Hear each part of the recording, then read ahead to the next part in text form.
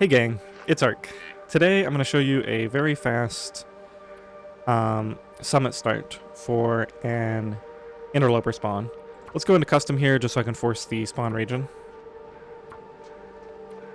Now this is on the new spawns after the Tails update.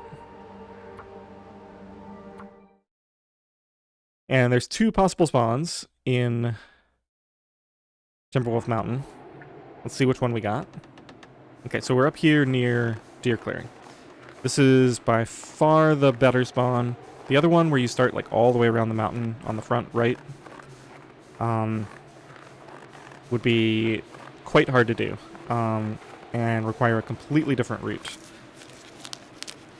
I still think it would be possible,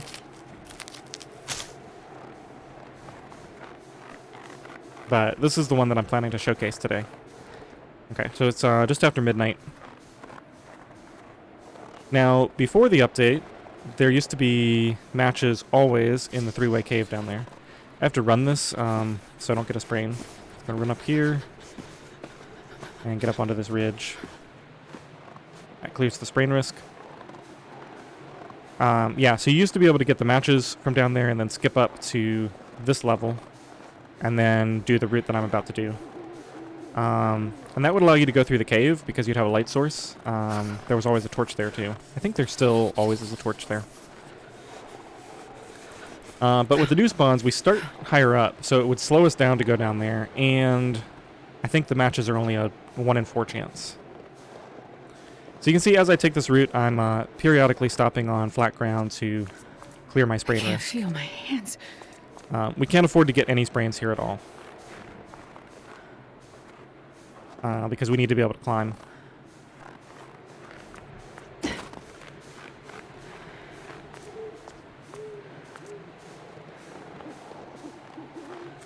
So one of the reasons I decided to make this particular It's a goddamn freezing.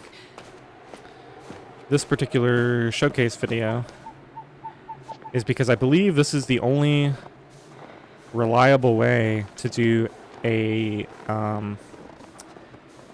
strict outerloper spawn for this region. So the idea there is that if you aren't allowing places like the Mountaineer's Hut and the interior caves, like the one up here, then you're going to have a hard time finding a fire starter in time to survive. Okay, so we'll do this first climb. You can see we have very high energy.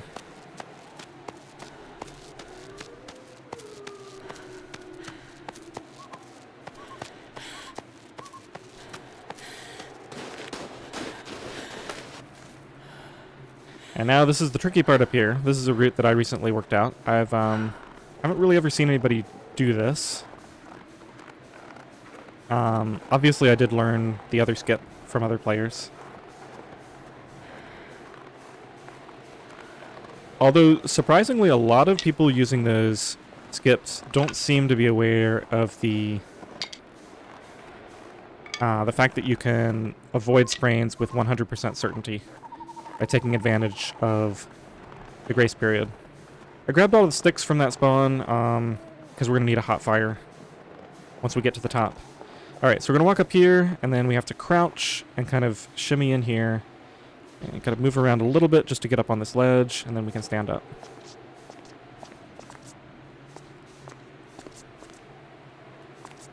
So this route is going to skip us over to the summit climb without going through the cave. And in addition to the fact that then we don't need a light source to go through the cave, this is allowed for strict outerloper, and it's actually faster. I'm pretty confident about that. Because if you go through the cave, you have to come all the way back across the backside of the mountain to get to the climb. It looks like we might get frostbite here. I don't think I'm going to be fast enough to stave it off. I gotta make sure I don't mess this up. Yeah, we want to get up there, so we're going to try to clear sprain risk on the flat ground here. There it is, and then we'll run up to the top. And then across this way, and we should be able to clear sprain risk again up here.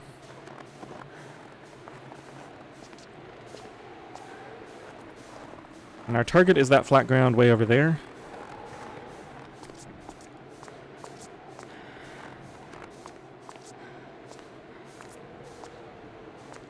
So clear sprain risk again here. And then we should be able to get over here. I'm going to run a little bit. Okay, we're nearly there. It's pretty straightforward from here. Just cross this gap. Get down to the flat terrain.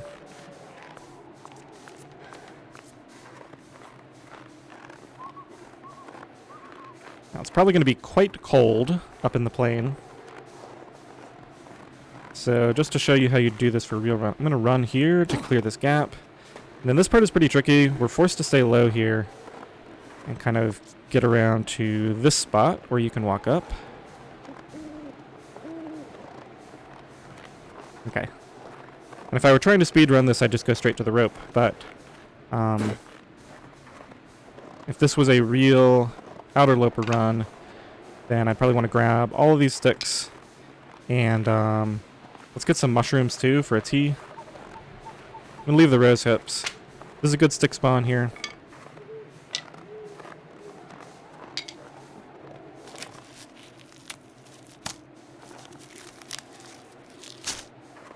Okay, any more sticks before we head up? There's one here, one there. Okay. Now you can see we have plenty of energy here. So I could actually do this rope without stopping to regenerate. Probably.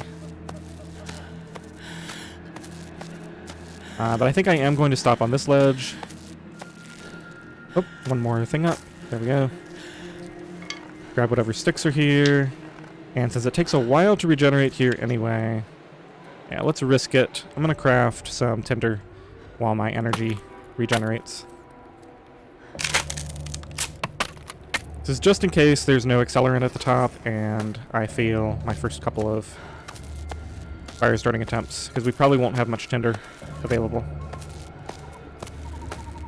Okay, stop on this ledge just to grab the sticks. I'm going to need as much temperature as I can. And I'm not going to wait for the energy to regenerate. You can see even at the top I have more than a quarter energy. Probably about a third energy almost. And now we can do some running. Yeah, Frostbite's getting up there, so I want to hurry up here. Now there's a really good stick spawn up here.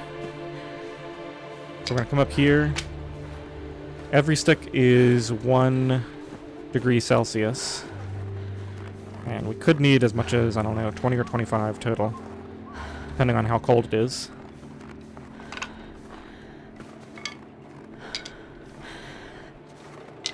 So I'm just going to kind of ride this stick spawn in.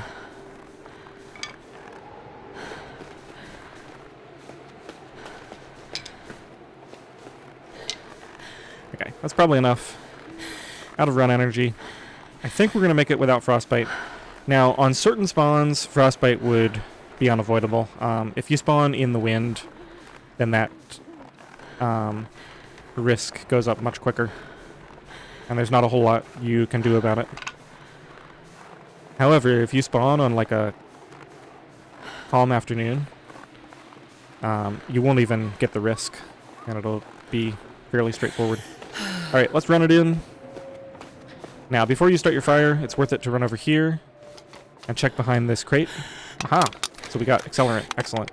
So those items, the matches and accelerant, can spawn either there or inside a crate over this way.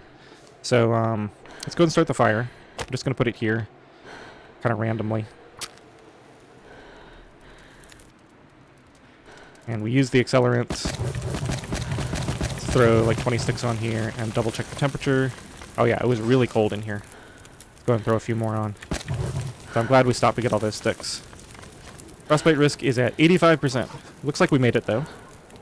With the fire here, I probably should have just started it back in the corner here. Yeah, because, wow, I'm losing temperature. Just stepping slightly away from this fire.